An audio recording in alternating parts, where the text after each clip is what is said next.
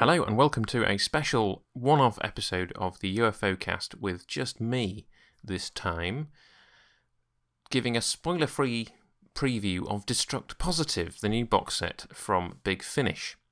Michael has also given his thoughts on the Tin Dog podcast, which I've avoided listening to at this point, and we will get together at some point in the future to review each episode properly, as we did on the UFO cast for the original series. This is just my thoughts on the box set. I'll try and keep the detail as minimal as possible to avoid any spoilers for those of you who haven't yet heard it.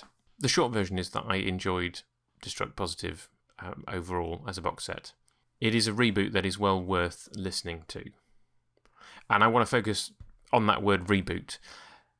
What I really want is more UFO as made in 1970.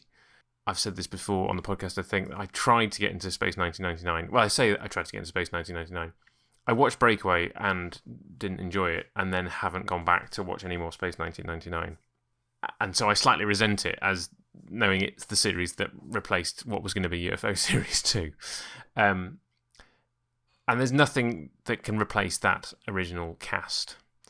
But this is a pretty good reimagining of the show. So I thoroughly recommend it. We are in a parallel universe, obviously, parallel to us, but also parallel to the original series. This is set in 1975, according to the trailer on the Big Finish website. There isn't actually anything in it that specifically places it, other than a reference to a fourth television channel being planned. So it has to take place prior to the existence of Channel 4, which was 82, I believe. But as I say, the trailer on the Big Finish website places this in 1975. And as such, it's in that period of that's alluded to in the show of Shadow being set up.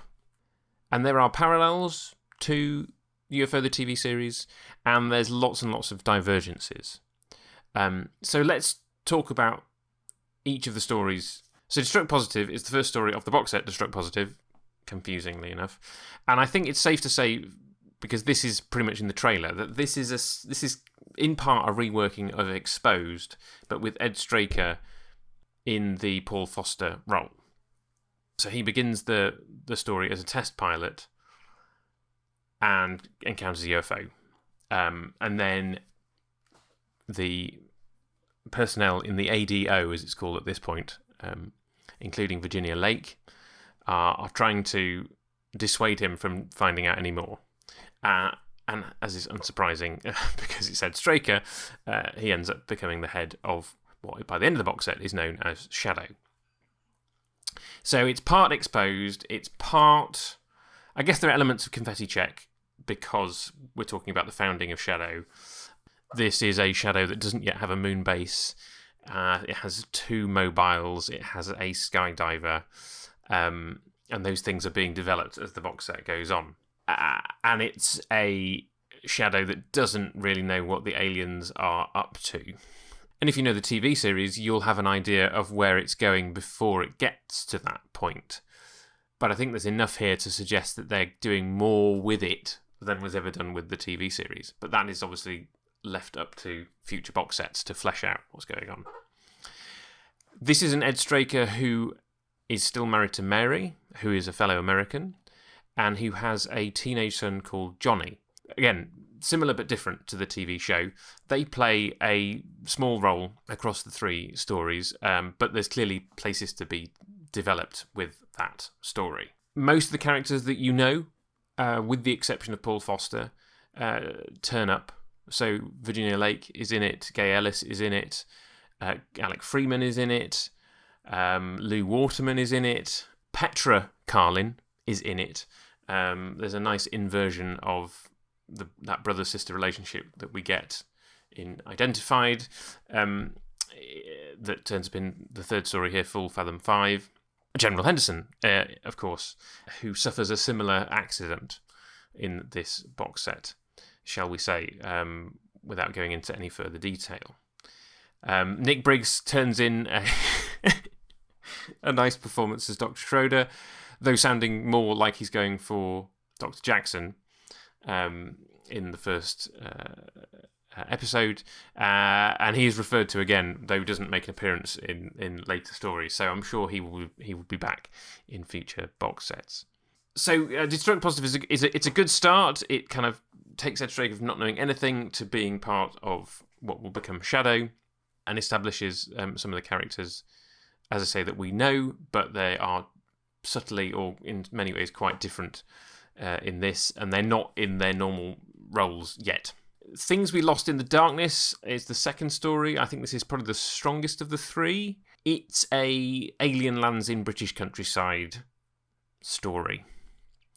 So mobiles are involved, figuring out what the aliens have done, where they are, people encountering them on a country road in the dark. This is the most horrific episode of the series. Not that the TV show didn't do horror, like the whole thing of the aliens stealing human organs. There, I've said it. But if you're listening to this, you know that that's what UFO is about. So this is one of those ones where you, as the listener, are ahead of the characters in the story, because the characters in the story don't yet know what the aliens are up to. Oh yeah, so I should say, sound-wise, the aliens' presence, because they don't speak, their presence has to be communicated through people describing what's going on, and then obviously hearing the UFOs and their guns and all that kind of stuff. The soundscape of this sounds very UFO. The music is good, but I could want it to be a bit more Barry Grayish. And although the remix of the theme tune has grown on me, it's still not a patch on the original. I'm just like, I just wish you'd used the original. But maybe there are copyright reasons for why they can't do that. This story is the story that introduces Alec Freeman. He is a much younger character. He's possibly sort of actually a composite of Alec Freeman and Paul Foster.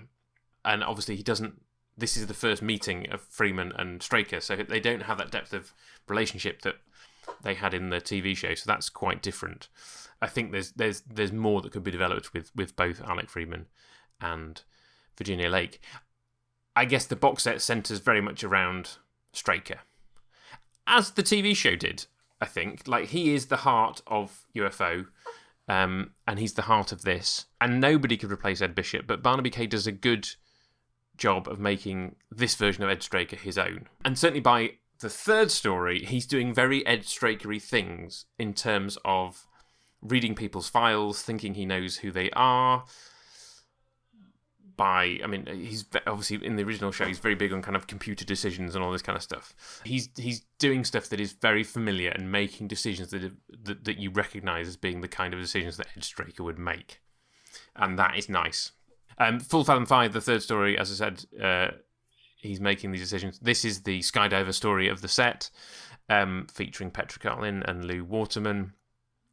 Interestingly enough, shares a title with the third Big Finish Unbound Doctor Who story, which featured David Collings and Ed Bishop, both quoting The Tempest. I think this is a quote from The Tempest, Full Fathom 5. So that's an interesting little link there. Yeah, it's a good, tense story. It's something of a race, and it leaves lots of questions at the end that are ready to be picked up by a future box set. I have waffled on enough. As I said, Michael and I will try and get together at some point to talk about these stories more in detail in a spoilery fashion. But this was just by way of my initial thoughts and an encouragement to buy it, because it is really worth listening to. And I look forward to the next one, which hopefully is next year. In the meantime, I'll be back in a few days with the next episode of the UFO Cast as Captain Scarlet. Please keep listening in. If you want to contribute to that, as ever, go to ufocast.co.uk/captain, and I will be in your ears very soon.